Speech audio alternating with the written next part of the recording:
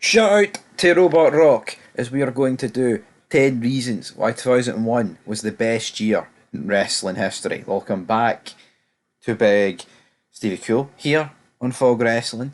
Now I say wrestling history as, you know what I mean, because WWE is the granddaddy of them all, right? For me, 2001, WWE is the best year in wrestling history. WCW, ECW, they contributed a wee bit, whether it was in the invasion or at the start. But for me, undoubted, it's my favourite year, and it's just got the. We'll get into. I mean, this is 10 reasons why. Reason number one: it's got the best Royal Rumble of all time. Now, I know there's a lot of debates about Royal Rumbles. People bring up '92. I bring up '01. Now, the Rumble card here itself, you had Edge and Christian against the Dudleys. You had Ivory, I believe, against China. You also had Jericho against Benoit in a ladder match for the Intercontinental Championship. You had Kurt Angle defending his World Championship against Triple H. And then, of course, we also had the Royal Rumble. Right. Just Austin pissing blood looking at The Rock across the ring. You've got Kane and Drew Carey. You've got the hardcore section. You've got Austin putting Kane in the balls, the free chair shots to the dome, eliminating Kane. And you know what? I feel sorry for Kane because I feel like if there was ever a Royal Rumble for Kane to win, it was probably this one. But at the same time, it's Stone Cold Steve Austin. First Rumble, first Mania season since returning from the neck injury. It can only be one winner. It's my favourite Royal Rumble match, and it's probably my favourite Royal Rumble pay-per-view of all time. Reason number two, the greatest road to WrestleMania ever. I challenge anybody to watch from January '01 right up until WrestleMania X-Seven and challenge it. You know, you've got a great Rumble, No Way Out's fantastic. The build up, the go home show, every Raw and SmackDown is must see. Star studded, Mania level main events on weekly television. Oh, it was unreal. Reason number three, the invasion angle. Some people look at the invasion angle as a negative. I look at it as a positive. Shane buying WCW is one of the most iconic moments in wrestling history, undoubtedly, right? And also, what you've got to factor in the other moments, such as ECW joining the war, and you had that like brief moment when all the WWF guys came out and it turned out they're all ex ECW and they turned on Jericho and Kane. I mean, that moment, and then Paul Heyman being there, it was fucking insane. This war just got taken to the extreme. You've got WCW against ECW against WWF on fucking Monday Night Raw. It's like, what's going on? That only lasted half an hour, right? And then ECW and WCW teamed up, but fucking insane, right? We got Stone Cold Steve Austin carrying it, right? And I'll admit, without him, it wouldn't have been that good, right? Because Austin, honestly, see these people that try and pretend that 2001 sucked because the invasion angle, would things have been better with like the NWO, Sting, Goldberg, etc.?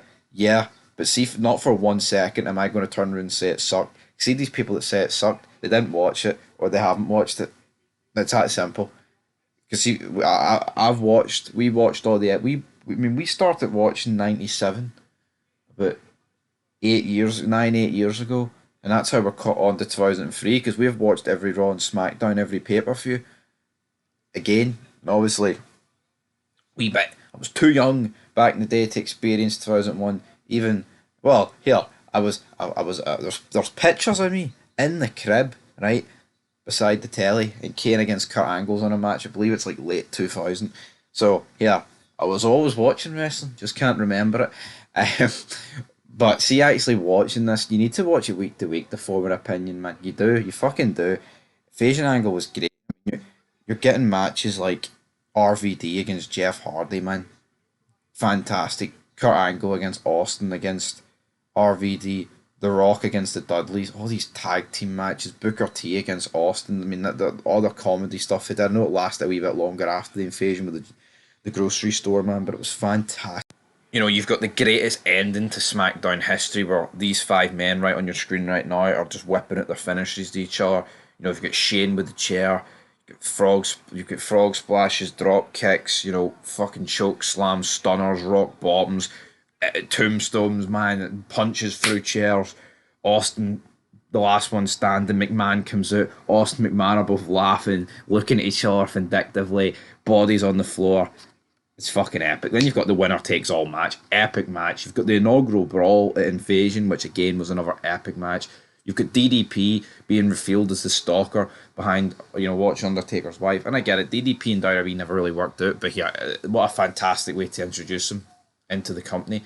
And also, I mean, Rob Van Dam's popularity in 2001 was fucking absolutely insane. And you were getting like title matches every week, man. Big ass title matches every week. It really, for me, elevated Chris Jericho as well into like main event stardom. Just utterly fantastic, the Invasion angle. People saying it sucked. Fucking.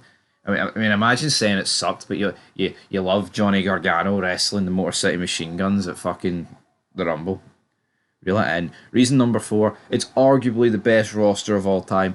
For me, it probably is the best roster of all time. Like, I know in 2002, like, the NWO joined, you got Brock Lesnar, and you get, like, Shawn Michaels as well, but I think what you've got to factor in with that is, it's like, around that time, Rock and Austin, especially Austin, he left, he walked out. The Rock's beginning to go down, he's not full-time anymore. And the NWO didn't last that long. I mean, I would probably say at one point in 2002, and you've got Triple H back, it is like the most stacked. But in terms of a wrestling roster that was like just full time, I do think 2001 ranks above 2002 personally. But yeah, if you wanted to pick 2002, I couldn't really have many complaints with it. Reason number 5. Probably got the most iconic moments of a single year. For me, I probably, I mean, like just like look at the year. You've got Shane buying WCW, right? Austin coming out and like saving Team WWF and JR streaming his lungs out, right? You've got, I mean, TLC too. There's about 20 iconic moments in that match, man, right? You've got Austin McMahon shaking each other's hands, right? It's just, there's just so many fucking moments that are insane. Like I mentioned there, like I know people, to me, ECW joining the war is an iconic moment. People will probably turn around and say it's not. You've got that, like that ending to SmackDown, which is just fucking insane. You've got Booker T in Austin in the grocery store, which is just another complete iconic moment. Like Austin winning the Rumble, again, another iconic moment. You've got, I know it's not really a moment, but like the My Way package between The Rock and Austin, going into Mania. I mean, the Austin heel turn itself, like I know the handshake's a bit the same stuff, but I guess the heel turn is like the whole match. Just all these like fucking, I mean, Jericho and Benoit against Triple H and Austin on Raw, just another epic fucking match, man. So good. I could literally name about 20 other moments, but yeah, I think to this point, maybe like 98 and 99, but for me, I think 2001 is the year with the most iconic moments. I think so. But I mean, this was a period in wrestling where each year had like 20 iconic moments.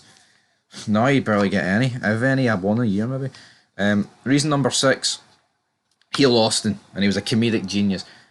As I talked about earlier with the Invasion angle, heel Austin, people bury it. Right? Yeah, it wasn't the toughest SOB, but no, at 2001, you got the toughest SOB, and you also got this comedic version, which was absolutely brilliant, man. Like, Kurt Angle, Austin, McMahon, the wee, triangle there, like Austin trying to impress McMahon, while Kurt Angle's trying to do it, playing the banjo, trying to make Taker break character. I remember Chavo Guerrero turned up late once for an Invasion meeting, and fucking Austin battered him. I remember Raven broke his leg, and Austin was in the trainer's room with him, and he's like, "This leg, what do you mean it's broken?" He started fucking punching him. He's like, "What? Does it hurt? What?" Just like the creation of the what chat, just epic, man. Epic. Even the whole Deborah stuff when he's eating her cookies. Deborah! Ah, heel Austin.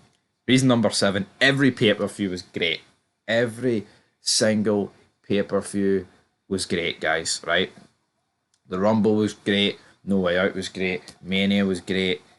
Bloody Backlash was great. Judgment Day was great. King of the Ring was fantastic. Invasion was fantastic. SummerSlam was great. No Mercy was great. bloody Survivor Series, man. Armageddon as well, crowned the undisputed champion right at the end of the year. You know, 4 men, 3 matches, 2 titles, only 1 undisputed championship. Got the return of Ric Flair as well. Wrestling used to be so fucking good, man. I could cry. Reason number 8, hundreds of great matches. And when I say hundreds, folks, I literally mean fucking hundreds. You were getting like a couple of great matches a week. You know, the inaugural brawl, the winners takes all, TLC 2, hell, TLC 3, they gave you it on a fucking throwaway edition of SmackDown. Van Damme against Jericho, Van Damme against Jeff Hardy, sorry. I mean, no way, you got the 3 stages of hell match. You've got fucking Angle and Benoit wrestling each other at Mania. You've got Jericho, Benoit against Triple H and Austin. You've got Austin against Benoit and Jericho at King of the Ring. I mean, I could literally just continue. I mean, I remember Edge and Christian in a steel cage match as well, and a ladder match those two went on to have. I mean, honestly, fantastic. The Rumble match itself, the ladder match between Jericho and Benoit. I mean, and there's just so many other matches on TV. I mean, I remember an Undertaker against Booker T in a street fight, and you had so much like interference from like Team WWF and Team Invasion. Just I could go on, but I just don't want to. I know it's not boring talking about it because it's great, but I could go on. But we'll move on to reason number 9. The peak of the Attitude Era. Now, I know the ratings weren't exactly as high as they were in 99 and 2000, but for me, like I said, for reason number 2, it's the greatest road to WrestleMania ever. And I think for that reason alone, it's kind of the peak of the Attitude Era. And I know a lot of people will say the Attitude Era ends with Austin and McMahon shaking hands, and I think that's a fair enough thing to say. But in terms of like after that, you know, throughout the rest of the year, it's not like the product drastically changes. Because like, what else would you call the time in between? Like, so like what, from Mania X-Seven up to the brand split, or people like, what is that? If it's not the Attitude Era, it's certainly not the Ruthless Aggression Era. So yeah, for me, it's the peak of the Attitude Era, undoubtedly. And the final reason, and I think it's a good one to end on, the best Mania of all time. It always will be Mania X-Seven for me. TLC 2. I mean, that match is almost inch perfect. If Jeff Hardy just walked across the 3 ladders and hung onto the belts that way, I think that I would almost honestly call that one of the most perfect matches in wrestling history. But here it still is perfect. Austin against Rock. I mean, I feel you got to mention this. Shane against McMahon. He also got that in a street fight in Raw as well. But this match, obviously, Linda stepping up. That's an iconic moment. The coast to coast Mick Foley, Triple H, Undertaker, Benoit and Angle. You got Kane, Raven, and Big Show putting on a great street fight. China defeating Ivory. Even a 3-on-3 match like involving the APA and Test against Right to Censor was great. And then you've got William Regal against Jericho, Test against Eddie Guerrero. Just a bona fide classic card, man. And that's 10 reasons why 2001 was the best year. Shout out to Robot Rock. I love the year 2001. What can I say? Utterly fantastic. You know what I mean?